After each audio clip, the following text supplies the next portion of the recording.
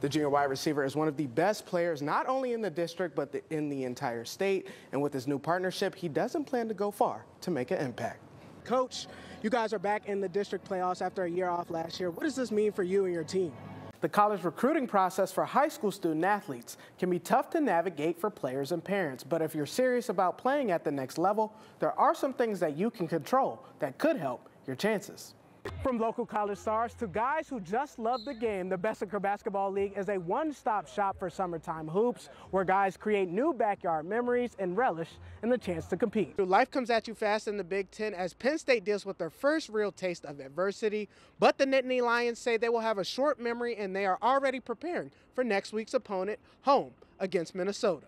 You know what they say, when you do something you love, you never work a day in your life. Without the generous time that PIAA officials give, high school athletics wouldn't be possible. One of them that's always ready for action is 84-year-old Gene Groff. He's been a mainstay for a very, very long time, and he doesn't plan on stopping anytime soon.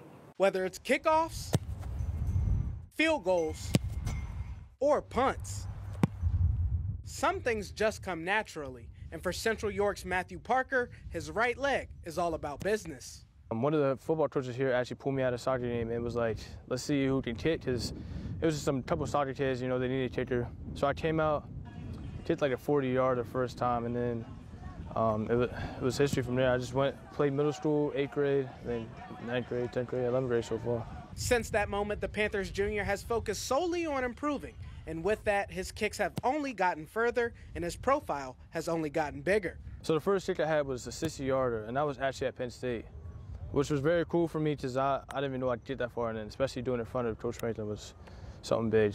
Big-time kickers aren't easy to find, especially on the high school level, which is why having a former college one as his coach makes for the perfect situation. Seeing him progress from the time I got to work with him to where he is today, you know, we're not done yet. There's still a lot of room for him to grow and to go, but it's there. Parker's 24-yard field goal is good. South Central Pennsylvania has had its fair share of star kickers. They serve as inspiration for Parker and also as motivation to add his name as one of the very best. Chad Ryler, of course, Cedar Crest. Look at, obviously, Justin Tucker, great kicker. I never thought like this type of position could be inspiring to young kids. It's just amazing to be able to do it. Yeah, now there are NFL-level kickers who can't even hit 60-yarders. So for him to be doing this as a junior, only a junior in high school, it's pretty impressive stuff. And he makes it look so effortless. Yeah, effortless. Yeah, banging them through. Exactly. Evan, thank you.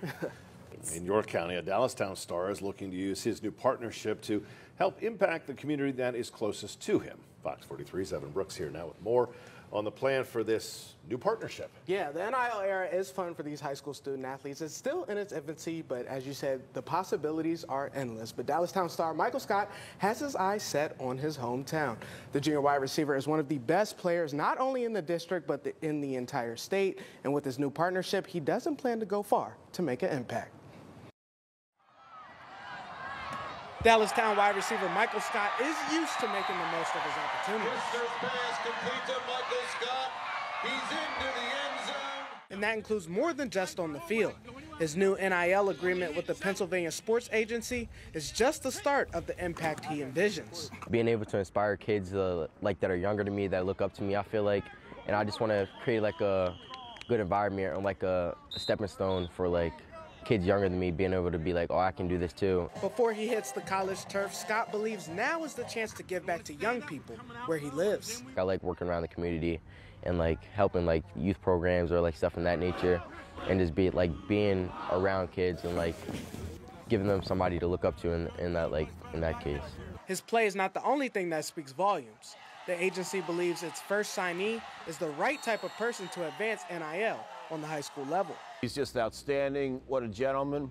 And we're really excited to work with him now and in the future. It's all new territory. They can give back to the community and help local charities raise money, get engagement, and get high school students and higher ed students involved with these local charities. We see some really great benefits to the community with NIL agreements. While Scott continues to make plays on the field, he knows what he does off of it will always speak volumes. When my father passed when I was 7 years old, and it was like I had a lot of people around me who took that like father figure spot, and like helped me grow and helped me become a gentleman and the man I am today. This is why I could see myself nowhere else. This is like the perfect opportunity, the perfect place that I could be in to be successful as I am right now.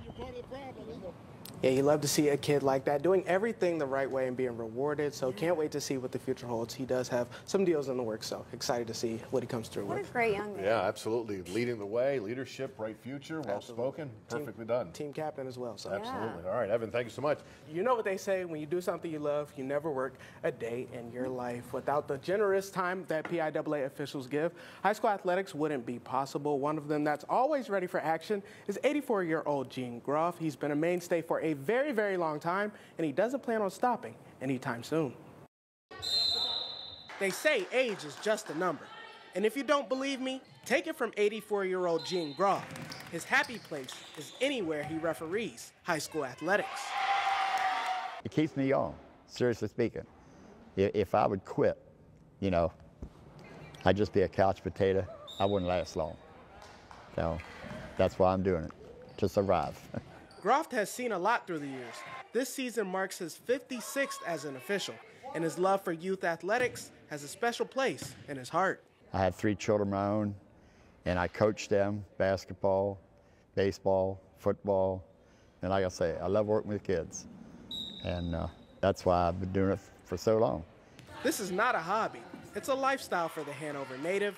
Groff's schedule is packed. No matter, he shows up and shows out every chance he gets. This year I've been working 5 and 6 days a week. It means a lot to be recognized, really, it does. I mean, that shows they appreciate our officiating these ball games. And this year I've heard it more than I've heard it in the past. A lot of the fans, when we leave, they say thank you. And as far as retirement goes, he insists there's no end in sight. My daughter keeps saying, Dad, you should quit. You should quit doing this. I said, why, Lori? I enjoy it. And as long as my legs hold up, I'm going to do it. The man they call Father Time keeps defying the odds. It takes a special kind of student athlete to play on the collegiate level, and a lot goes into the process to become one. This morning, Fox 43's Evan Brooks helps break down what goes into college recruiting in part 1 of our college sports recruiting series. The college recruiting process for high school student athletes can be tough to navigate for players and parents, but if you're serious about playing at the next level, there are some things that you can control that could help your chances. We congratulate all of these young men and women and thank them for their commitment to our school district. Congratulations. For high school student athletes to get to signing ceremonies like these, it takes hard work, dedication, and only one school to fall in love. It's really relieving and kind of happy that I know there's a place that's for me and the place that I get to spend the next fabulous 4 years. I roomed with one of the girls, and like I ate all my meals with all of them, and it was just so much fun, and it just felt like home. Only 7% of all high school student athletes go on to play Division I, Division II, or Division III athletics. No matter the sport, the college recruiting process starts at one place, the classroom. Kids don't understand, doesn't matter how many touchdowns they score or field goals they make or soccer goals, if they don't have the academics, they might get recruited, but they're not going to get the offers from colleges that they thought. I've met so many kids that ended up with no offers, and they were some of the best athletes at their high school that ever went through their school that got nothing, because they couldn't get admitted in the schools. The NCAA requires a 2.3 GPA to play Division I and a 2.2 GPA to play Division II. SAT test scores could still be required to gain admission to any school. Manheim Township head football coach Mark Evans serves as the school's NCAA liaison. His message is consistent with every student athlete. Recruiting with the NCAA is obviously you have to have the grades. When I put a transcript out for a coach, if he's giving it back and says, hey, kid's a heck of a player, but I can't recruit him because he doesn't have grades. So they go hand in hand. Of course, many student athletes strive to make it to the next level. As you look at your college prospects, being realistic is a key part of the process. Obviously, there has to be some reality to it. That's the key piece. But I think if you have a dream and you have a goal and you have the desire then it's my job to help facilitate that while maintaining some reality to it as well, saying, look, we can do everything in our power. They're the ones that have to like you, and I can't make them like you. That part of it factors into all dialogues for all athletes with parents and athletes alike. The hardest thing for parents to do is to evaluate their kid's talent, honestly and realistically, because every parent alive believes their kid at least has the potential to someday be a Division I athlete. But the fact is, there's one or two of those kids at any high school in the country. But 80% of all athletic opportunities come from Division III, NAI, and junior college. So there's a lot of opportunities other than Division I, Division II. It's not just playing, it's doing all the film and then reaching out and becoming adults, really, because they are then talking to the college coaches for the first time, and it's a stressful process for them. Just here in Pennsylvania alone, there are 83 total universities on the Division II and Division III level. If you're unsure of where you might fall, unofficial visits can give a good sense of reality. When you go on that visit, I want you to go see a practice. So if your son or daughter plays volleyball or basketball, as these kids come off the court, I want you to shake their hands, and if you're getting a neck cramp looking at them as they go by, that's a sign from above. Your kid's never going to play D1 anything unless they grow 18 inches over the next 2 or 3 years. Then you go visit a D3 school next, and you notice the kids aren't much taller or bigger than your son or daughter. Now you've found your kid's comfort level. And if you think schools are overlooking your talent, try a recruiting camp and see how you stack up. I always worry about our guys, going and being a number rather than I want them to go there and get their best buy for their buck and get the best evaluation they can.